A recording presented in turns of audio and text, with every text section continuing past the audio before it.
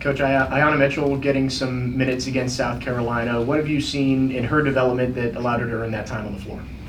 We've been putting her in situations in practice where she gets more comfortable. You know, there was a lot of things that went on in the beginning of the season that put her a little bit behind. And so really, for me, my job for our players is to get them to be really comfortable and confident in situations that I know they're going to face in a game. And up until last week, I didn't feel like Mitch was either. And then she had a great week last week.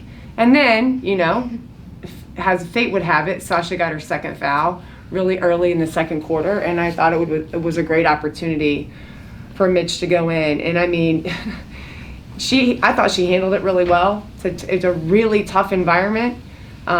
She's a freshman. You could tell she was a little anxious, but I felt like she did some good things. And hopefully, as we move on in the season, she's 6'5", she's a big body. She's an SEC athlete, and she's really earned, you know, a few minutes here and there, at least in practice. It'll just depend on who we play, how they play, and kind of what's going on in the game, if I feel like it's a successful opportunity for her or not. But yeah, I was happy that we were able to use her, and I was pissed that Sasha was in foul trouble. Mm-hmm. Seeing Sasha, though, pick up those early fouls and then kind of for the second half stay out of further foul trouble and kind of get going there at the end, you know, what did that do for you? It's growth, right? For her specifically, because Sasha's the kind of player that it's better for her to play through some things, and in a game like that, the way that it was being called, I just didn't feel like I could put her back in the first half. Usually my veteran players, I'll trust them, but that kid's big, and then, you know, the kid behind her's big, and the kid behind her's big, and so the way the game was being called, I just didn't trust that she wouldn't get her third foul. Then in the second half, I mean, I didn't think we started off the third quarter great, and Sasha turned it around basically with just effort. And you know, when you deal with kind of where the trajectory of our program is, you know, it's sometimes hard to develop real confidence.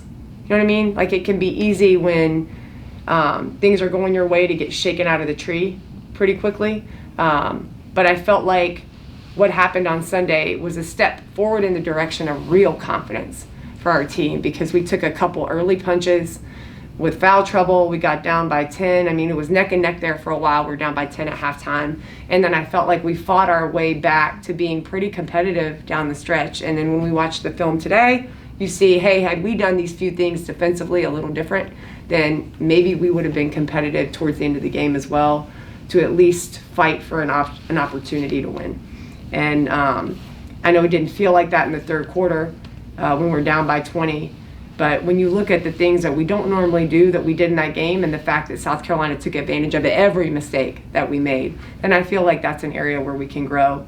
And hopefully, you know, when we play them again, hopefully in the SEC tournament, it'll be different. What do you think the team learned from playing in that atmosphere and against the #1 team in the country? I said this a little bit in the press conference after. I think they saw what's possible.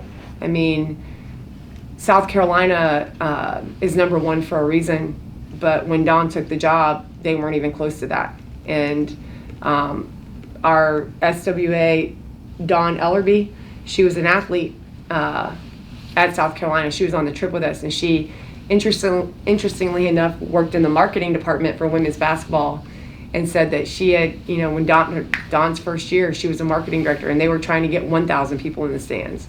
And then they got 5,000 people for Girl Scout Day or something. And she was really excited, and she said to Dawn, like, hey, we got this many people. And Dawn was like, hey, that's great, but I know you can do better. You know, and now they have 18,000 people in the stands, and they're a perennial favorite to compete for a national championship. And it wasn't, you know, it wasn't that long ago that they weren't. And I also think that it's exciting for them to see, like, when you put something out there on the floor, people will come and support it. It's an awesome environment. It's a true home court advantage. And then, you know, when you want to compete at the level we want to compete at, you got to be able to win games in that environment. And so they got a chance to see, feel like, and compete in a game where you got to figure out how to win in that environment if you're going to be a championship team.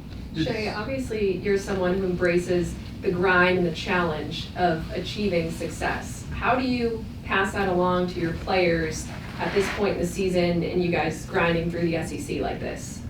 You do it, I don't know. Sometimes I don't know.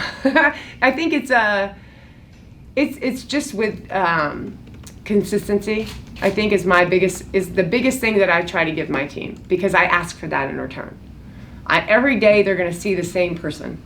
Every day they're going to get the same version of me. And I'm going to show up and demand the things that I know they can give me every day. And I don't think that every day is going to be our best day. But then we try to figure out how to learn from that. And one of the things that I think has been helpful for our players is for me not to lose my mind every time we don't get what we want. And I appreciate that we're able to battle through adverse situations with poise most of the time and composure. That doesn't mean we always figure it out. But I feel like the more we face those and we approach them with level-headed consistency, and we say, hey, these are the things we could do better. These are the things that that we did really well. Then we can continue to kind of stack those days and progress day by day, game by game, win by win. And to this point, I think that that's probably been the thing that's helped our program the most, is just being very, from the top down, very consistent approach every day. This is how we're going to be. This is what we're going to do. We're not going to lose our minds when we lose a game because we lost a game. You know, there are plenty of possessions that we had that we could win, but it's an opportunity to learn. And then we keep moving on. So I think that's probably the biggest key, if I had to say anything. And then making sure that our players enjoy the journey. You know, like, it's hard to do what they're doing, and it's easy to look at them and say, like, man, these are all the things that you guys aren't good at, or these are all the mistakes that your players made. They know that. We know that. And you know, at the end of the day, they're still trying to figure out a way to grow up and to be great at a sport that has a spotlight on it, that people are watching them make all that. I mean, think about that. People are watching them make all their mistakes, and then they have something to say about it. I think for me, it's just helping them navigate what that looks like and understanding, like, all right, keep doing that with effort, keep doing it with energy, keep, you know, communicating, keep learning how to be an adult, because life's going to do that to you too. And you got to figure out a way to be successful no matter what. And a lot of that is, you know, you get to the end of it and you're like, oh, that's it. I was miserable the whole time. You know, I don't want them to be miserable. I want them to enjoy it, but they have to understand that there's hard work to be done as well. Did that atmosphere in South Carolina tell you anything about the state of women's basketball and how it's growing? Yeah, for sure. There's a lot of people, and they were locked in to the game. It was really, really cool. I thought they did a good job with the in-game experience, and you know, I came from a place that we had a lot of people as well, but it felt different. They have something special there, and I'm hoping that we can kind of create the same thing here. Your guys' 74 points against South Carolina was the second most a team has scored on them all season. Can you talk about what you like from your offense on Sunday? Yeah, I felt like we moved a little bit better on Sunday. I think, you know, we've gone through stretches, especially, you know, the end of the Tennessee game, Auburn, some parts of the Missouri game, where we just felt super stagnant, like we didn't get what we wanted, and we just stopped moving. And then we watched one player go one-on-one, or we threw the ball out of bounds because we didn't have anyone else to throw it to, or we took a poor shot.